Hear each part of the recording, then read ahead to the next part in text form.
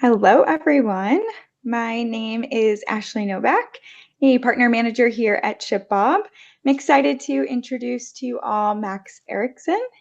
He is a technical account manager at Prime Penguin for his session on fulfillment strategy, shipment or split shipments, versus consolidated orders. Max, welcome to the stage. Thank you, Ashley. Nice to be here. I will get this going right away. So, like Ashley mentioned, I will discuss fulfillment strategies and specifically split shipments versus consolidated orders. And just very briefly about us, Prime Penguin.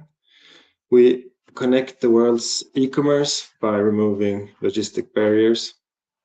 So we're focused on making fulfillment efficient, flexible, and data-driven.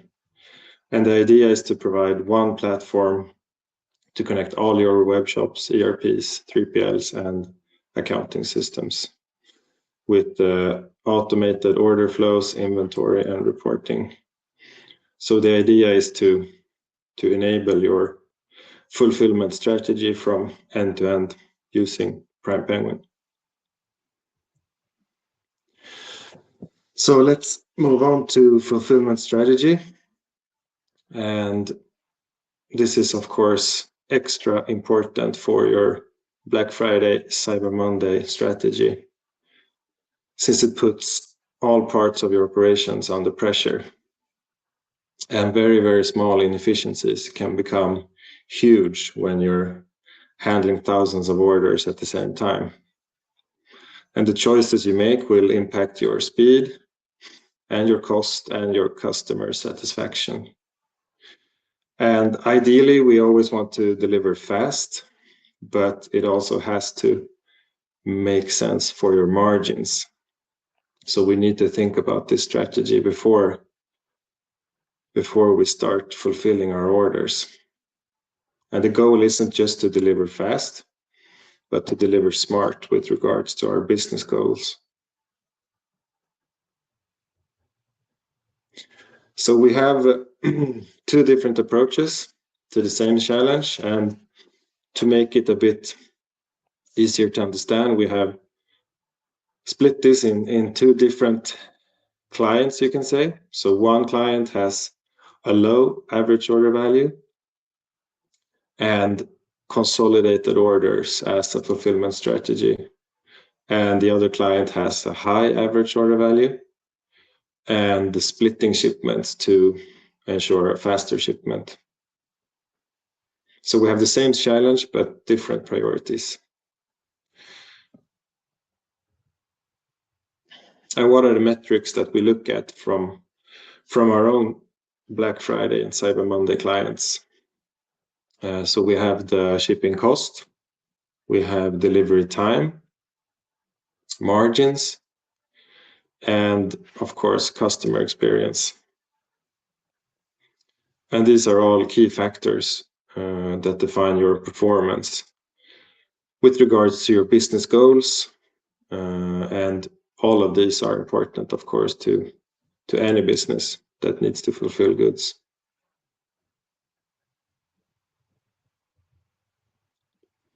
So what the data showed is that you have the metrics here on the left, and then for each example client we have in blue and yellow, purple to the right here. So we can take a look at the low average order value to begin with. And with consolidated orders, you will have a lower shipping cost per order. You're not going to split the shipment into different shipments. And this is, of course, important when your whole margin is about the size as the shipment cost. And if you have the need to split the order, your entire margin will be eaten by that second shipment or third shipment. Downside is, of course, delivery time. You will have longer delivery times since you need to make sure that all your goods are available in the same warehouse or shipped to that warehouse, meaning that you sometimes need to put your order on hold and wait for that goods to arrive. And the margins in this case are, of course, under pressure, but kept within the business goals. So we don't split the order no matter what, because this would mean that we're losing money for every order. And the customer experience is fewer touch points, fewer surprises, but maybe affected by longer delivery times. So a key strategy here for customer satisfaction is that you will have a good price, but your shipping time is going to be affected. You're not going to have 2-day shipping. You might have 2 weeks or 3 weeks. And as long as the client is well informed, this should not be a problem for the customer experience. And then looking at the other end of the scope, we have the high average order value. And here split shipments is not a big problem because your margin is a lot bigger than the actual shipping costs. And you can afford to have higher cost per order for shipping. You can also deliver faster on average because you can deliver half your order directly and then the rest a couple of days later. Or you can ship from different warehouses at the same time and the customer gets their goods a lot faster. Here the margins is of course more affected by the shipping cost. If you have 2 shipments, that could be fine, but you need to make sure you're not creating 3 or 4 or 5 shipments, because even with a high average order value, you can have a break point where your margins are eaten by the shipping cost. That's also considered how far you're shipping and what the actual service you're using is costing you. So overall, the customer experience for the split order shipment is faster delivery, but more complex in tracking and partial delivery.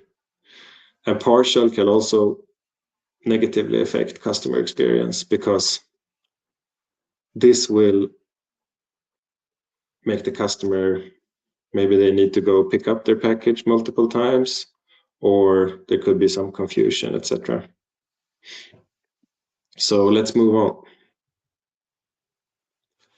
The key takeaways from all this data is that there is no single right fulfillment strategy.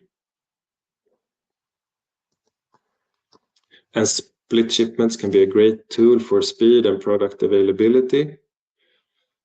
And it's also important to know that in B2B, split shipments is almost mandatory because you very rarely have all your goods in stock at the same time. So it's not something new. It's just that the D2C consumer is sometimes not used to this. On the other end, consolidated orders will protect your margins and simplify your operations.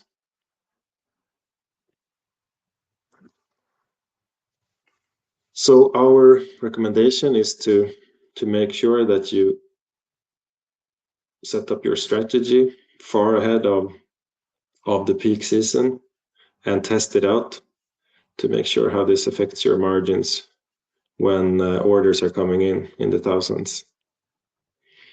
And the right strategy will depend upon your products and your customers and your priorities, such as shipping time. So the fulfillment strategy is about balance and not extremes. There is no single right strategy.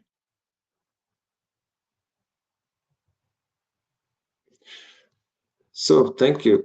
That was a bit quicker than I expected, but we have some time for questions.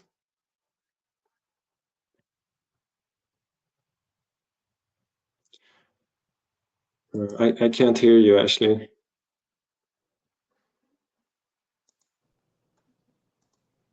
Can you hear me now? Yeah. Thank you so much, Max. That was very informative and we really appreciate it. There are a few questions, so luckily we do have some time to go through them. First being from Felix, from your experience, what's the most common bottleneck you see during Black Friday, Cyber Monday, and any quick tips to avoid it? The bottlenecks are usually in the fulfillment service, and I guess staffing up and also making sure you have very good tools to try and predict your order volumes. I know that's hard, but it's good to have at least ballpark figures. Maybe look what you got last year, what was your strategy, how much did you spend on marketing, etc., and make sure you staff up in your warehouse or with your warehouse partner. Yep, that makes a lot of sense and it's a good tip. We have another one. Hi, Max. How did e-commerce brands manage the surge in returns and exchanges during Black Friday, Cyber Monday? And what processes should be put in place for 2026? So that's more, returns and exchanges. Yeah, that's a tricky one. A common strategy is to enable longer return windows. So if you usually have maybe 30 days, you would allow your customers to return for maybe 60 days during this weekend. And that also buys you some time to actually process all those returns and exchanges if necessary. And there's also some great tools that allow you to do, for example, push your customers towards exchanges instead of returns to make sure that you can keep your revenue. And I guess what would you, when you had talked about this in your presentation quite a bit, but what would you consider as the low versus high average order value? So I would say low average order value is maybe around $30, $20 to $40, and a high order value is maybe if you add a zero to that, so 200, 300. Okay. I would say those are like regular levels, and shipping cost is usually around $10-15, so that gives you the margins that you're playing with, depending on your products. Of course, if you have very small products, you can get a lot less for shipping cost. Yep. Okay, we have 2 more questions. I think we'll be able to get through these. How can e-commerce brands use split shipments to meet urgent customer demands without compromising on the overall customer experience for 2026 specifically?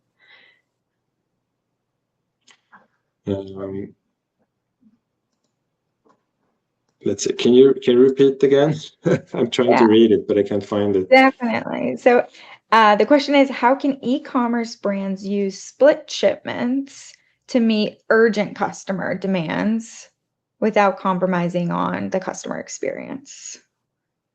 So split shipments for urgent customers. I guess, yeah, split shipments to your doorstep, I guess, is not a big inconvenience. So that's one way to handle it, but you need to make sure that you have your strategy and your margins safe, so you don't spend them all on shipping just so your customer gets the package as fast as possible. Yeah, we all know we all want packages as quick as possible. Well, we're wrapping up here, Max. Thank you again so much. Thank you.